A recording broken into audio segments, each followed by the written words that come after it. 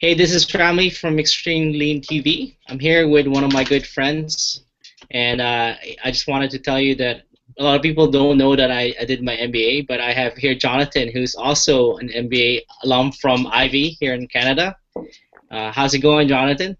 Hey Ramley, it's going great, thanks. You? It's pretty good, and I just wanted to share with the viewers his story. He's actually has a very, very interesting story. So he's the founder and CEO of Kimberfire here in Toronto. Can you tell me and the viewers a little bit about what Kimberfire is? For sure. So Kimberfire is a diamond jewelry business, and what makes us unique is that we're offering very high quality jewelry, but at prices that are much lower than at traditional retail stores, while still retaining the really important in-person experience. So basically, before Kimberfire, the options were you go to a retail store and you pay typical retail prices, and that large percentage markup that retail stores put on items on a very expensive item ended up being a very high dollar value markup that the consumers usually have to pay. And then in Yeah. the last number of years, websites started coming up selling diamonds off websites. And we can get a Mm, little bit into my background after if you're interested in it. But basically, knowing the product very well, I wouldn't buy a diamond off a website. There's just no way I wow. would do it, and I know how to read the reports, and I know what all of that stuff means, but I would never recommend anyone buy a diamond without seeing it in person. So those were the two options before Kimberfire, and then I saw an opportunity, a gap in the marketplace, to come in basically offering pricing competitive to online, a significant discount to retail, while still making sure that customers could see the product in person, which is so Mm, important. perfect. And it's interesting how you jumped into this because you were making pretty good money before you started this. You were an I investment was getting banker a for paycheck before, that's for sure. I was you, making more than I am now. a huge paycheck. Come on, you're an investment I don't banker. know Like, about that. have you seen The Wolf of Wall Street? Like, you're probably one of those guys. I wasn't partying as hard as him, that's for sure. Well, tell me how you ended up into Kimberfire.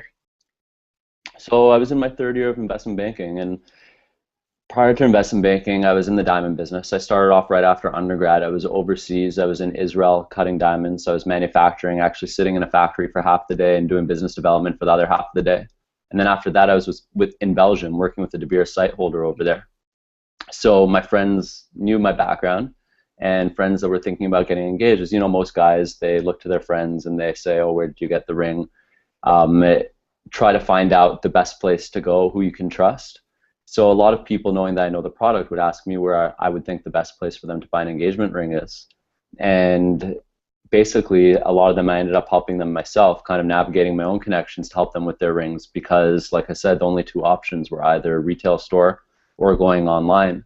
So I would essentially do what Kimberfire is doing now for my friends, and I saw that there was a big need there in the market. So basically, in my third year of investment banking, when I had to decide, do I continue down this path or do I make a change? I knew there was something I was excited about that had a lot of potential, and it was basically the time to do it. It was the time to really try to build something for myself. So just over a year ago now, January 2013, I left and I started Kimberfire. Nice. That's perfect. Like, it's definitely it's a definite leap of faith to like, forgo a paying paycheck and start something. Yeah, no, it was definitely, I remember it was scary. Granted, it was a calculated risk. It was something that Mm, I already knew that there it was something customers were looking for, and I obviously saved up as well. And I made sure that I was financially and personally in a position to take that leap. But yeah, definitely, it's still, no matter how high the cliff you're jumping off of is, it still feels like you're jumping off of one, right? An interesting thing is like, do you have any tips for somebody who's working full time for a boring job that's paying Mhm. pretty well, but they're doing something on the side? Like, at what point should they or what would you say to them about quitting? I think just in general in life, life's too short. You want to at least take a stab at doing something that you're passionate about and something that you could get excited about. And for me, as great as it was a good environment, especially as far as investment banking goes, like I have nothing to complain about the group that I was working in or the people I was working with. So it was nothing like that. But yeah, you just have to decide if you're happy. And if you're not, if you think you can be more fulfilled, if you think you can be happier, life's too short. So if you can't Yeah. make a change right at that moment, set yourself up for it. Try to figure out what's next, whether that is going to work for someone else, but in a position that invigorates you a little bit more, or starting your own thing. No matter what it is, I just think people do have to look out for themselves. No one else is going to.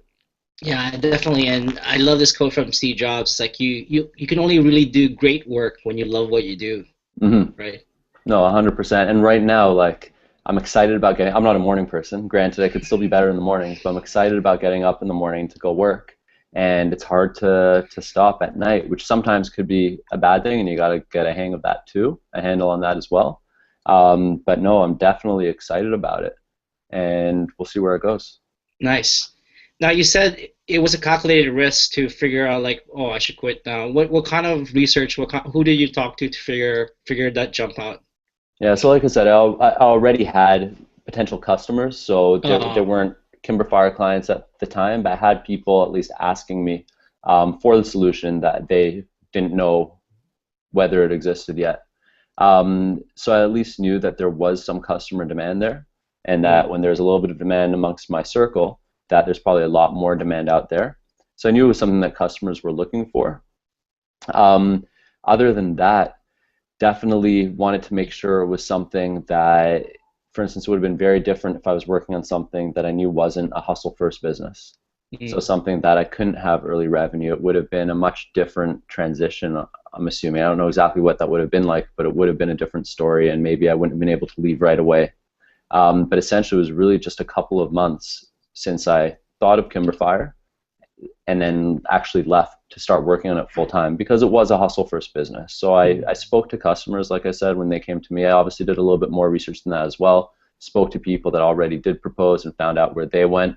And then I spoke to my contacts in the industry and just kind of made sure that I would be welcomed back with open arms to people that I didn't necessarily do business with, I was in touch Mm. with, but I haven't Okay. done business with in a number of years. And I want to make sure that I would be able to hit the ground running and start operating essentially. So I made sure those pieces were in play on the demand side and on the supply side. And once those were, I literally thought of the branding, made sure I secured all the domains and everything like that, just the really basic groundwork. Mm. And then gave my notice at work and actually hit the ground running a few months after that. Nice. How soon were you after you quit when you got your first paying customer with Kimberfire? Probably 2 weeks. That's beautiful. I think it doesn't matter what the product is, and people don't get it about the lean startup is that the best validation for a business idea is getting paying customers, right? Like Mhm. within 2 weeks of you quitting, you had somebody paying. I didn't even have a website. Like at that point, I had no Yeah, website. Maybe I might have had a page that said Kimberfire on it. I don't even think I had a sign up form or mm, anything like that at that point. that's So yeah, beautiful. no, it was as lean as possible. I had no office. I think some of my early customers, I'm obviously dealing with very valuable items, and I could only imagine. Most of them, at least obviously my early customers, were through my own personal network or referrals. But I remember there were times where it was someone that I didn't actually know before, and I'm conducting a multi-thousand-dollar transaction in my apartment, and they came to meet me there before I actually had any office space whatsoever. So no, it was definitely as lean as it comes.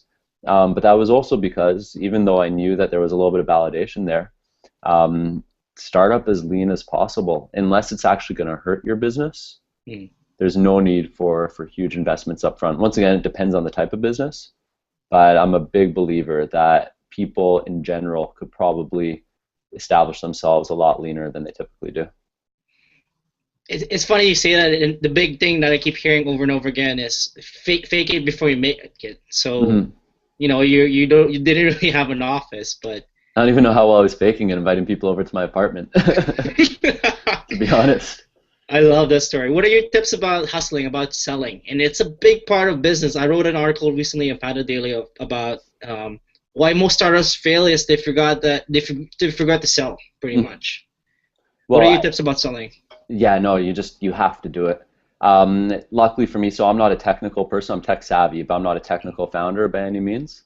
But for instance, if I was a technical founder, and a lot of technical founders out there will be great at selling and marketing their business, but let's say someone can build the business, but you can't market it, don't even put the time in to build it yet until you know that you have that outlet to market it, because it will fail no matter how great it is. If you can't get it out there, don't expect to just put a site up and have people come to it. You could correct me if I'm wrong, because these are different types of businesses that I'm talking about. But yeah, if you don't go out there and get your first customers manually and hustle to get those first customers, no matter what kind of business it is, chances are it's not going to go anywhere. Yeah, that's true. And I know that you keep saying it's like it doesn't matter. It might be for specific business only, but I've come to believe that any type of business, like I've heard of Noah Kagan from California who did it with beef jerky. Like he had $1,000. I read that. From people Yeah. paying. So like and it's especially big with even with tech. I'm a firm believer now that mock it up, get paid from like as soon as possible, like without coding at all. Like you said, it's about validation. Like the earlier you get validation, the better, because not only will it hopefully even give you a little bit of cash flow to help, but it'll give you that drive to go forward and the comfort to make even bigger investments, which you shouldn't do until you've shown that you've taken yourself to the point that you could get at with whatever minimal infrastructure you have in place. Max it out and then go for more. I couldn't have said it better. Straight from Jonathan himself. Well, Jonathan, where can people find Kimberfire, and like, is there anything specific you're looking for right now in terms of resources? So right now, still a one-man shop. There's a lot of people that are involved in Kimberfire in terms of tradespeople for manufacturing and stuff like that. But yeah, right now Kimberfire is myself. If you go to kimberfire.com, you could read all about it, and that's the best way to get in touch with me also. And if people are looking for engagement rings or any diamond jewelry, you could book an initial phone consultation right on the site, and that's probably the preferred method to get in touch. It'll give us a good half hour to really sit down and assess your needs. So that's what I'd recommend. But yeah, definitely kimberfire.com is where to go. All right, guys, you heard it. If you're getting engaged or you're proposing to your girlfriend soon, go to kimberfire.com and check out Jonathan's shop. All Thanks, right. Emma. I'll see you guys later.